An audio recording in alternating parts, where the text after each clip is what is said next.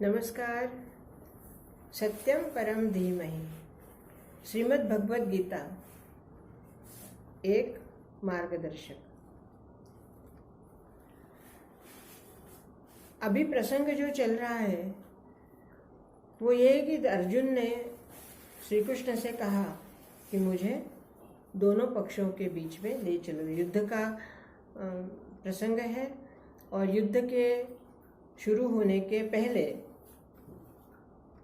अर्जुन ने कहा कि मुझे इन दोनों पक्षों के बीच में ले चलो, और उनके कहे अनुसार श्री कृष्ण ने अर्जुन का रथ दोनों पक्षों के बीच में लाकर खड़ा किया और अर्जुन का और श्री कृष्ण का वार्तालाप चल रहा है। और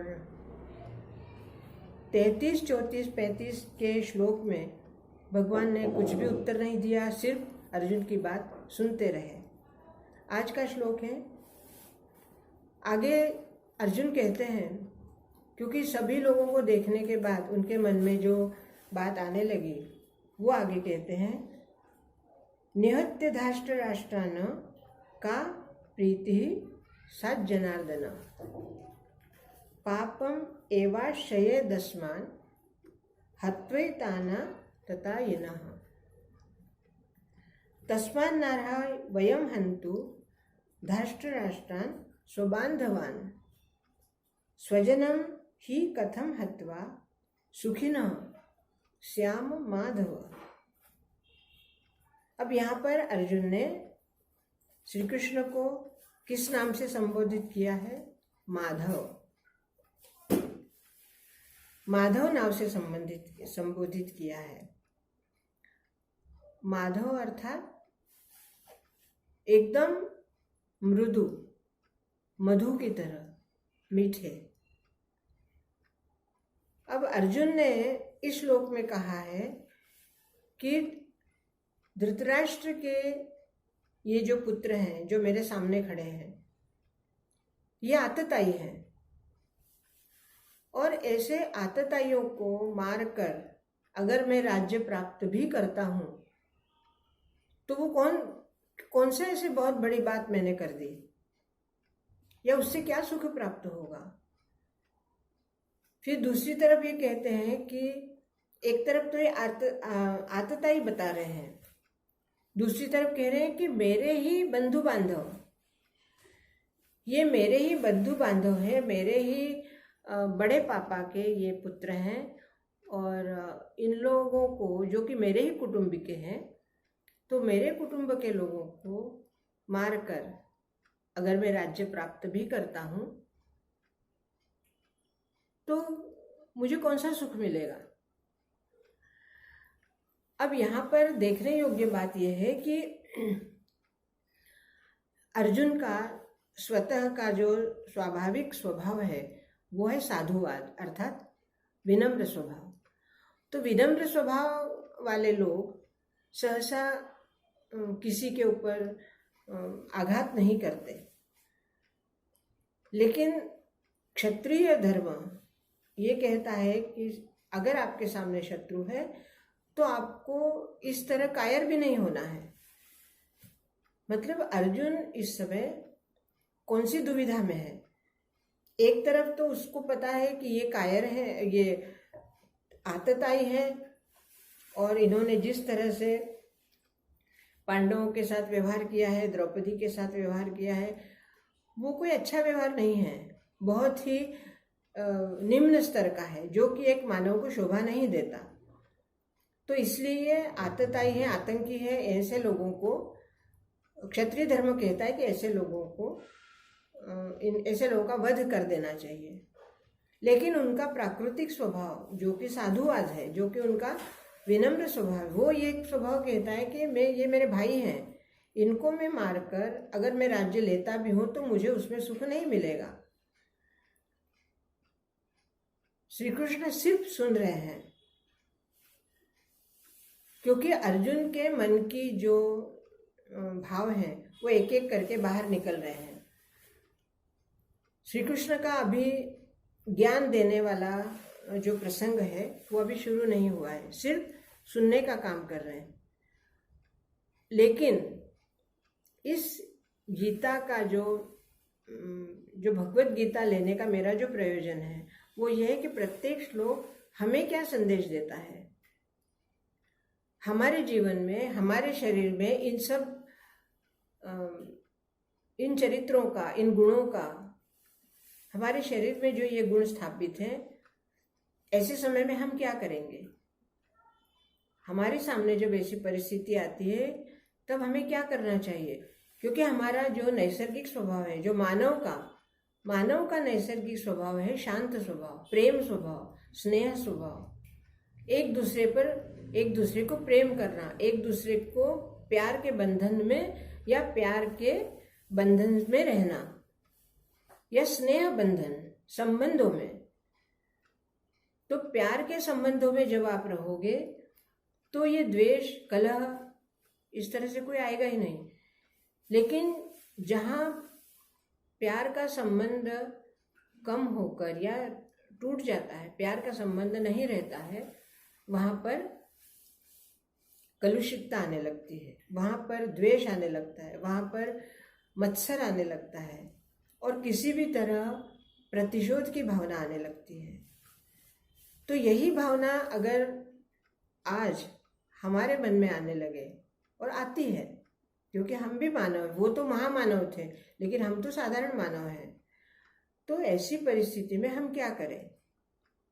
अगर हमारे सामने ऐसी परिस्थिति आए कि जो हमारे बंधु बांधव हैं वही हमारे सामने, और हम उन्हें शत्रु मान रहे हैं या वो हमें शत्रु मान रहे हैं, लेकिन हम उनको, वो हमारे साथ जैसा व्यवहार कर रहे हैं उनको हमें सबक भी सिखाना है और उनसे प्यार से भी रहना है। ये दोनों बात संभव नहीं होती। तो यही दुविधा हमारे लिए होती है। अगर आपके घर में या आपके परिवार में कोई ऐसा एक व्यक्ति हो जो आतंकित करता हो या आतताई हो या कटुभाषी हो या बार बार आपको कटुवाणी से बोलता हो या आपके लिए वो हमेशा द्वेष भावना रखता हो, आपसे ईर्ष्या करता हो और आप ये समझते हैं, लेकिन आपका उससे इतना गहरा संबंध है कि आप उसको छोड़ भी नहीं सकते और उसके साथ रह भी नहीं सकते, तो आप क्या करेंगे। तो क्या करेंगे इसका जवाब धीरे धीरे ये सारे प्रश्न जो हैं अर्जुन ने एक एक करके भगवान के सामने रखे हैं, और इन सारे प्रश्नों का जवाब, इन समस्याओं का समाधान जब भगवान श्री कृष्ण बोलना शुरू करते हैं दूसरे अध्याय से, तब अपने को पता चलता है कि वास्तव में ये समस्याएं हम इतनी आसानी से दूर कर सकते हैं जिन्हें हमने अपने स्वभाव के कारण उनको जटिल बना दिया है।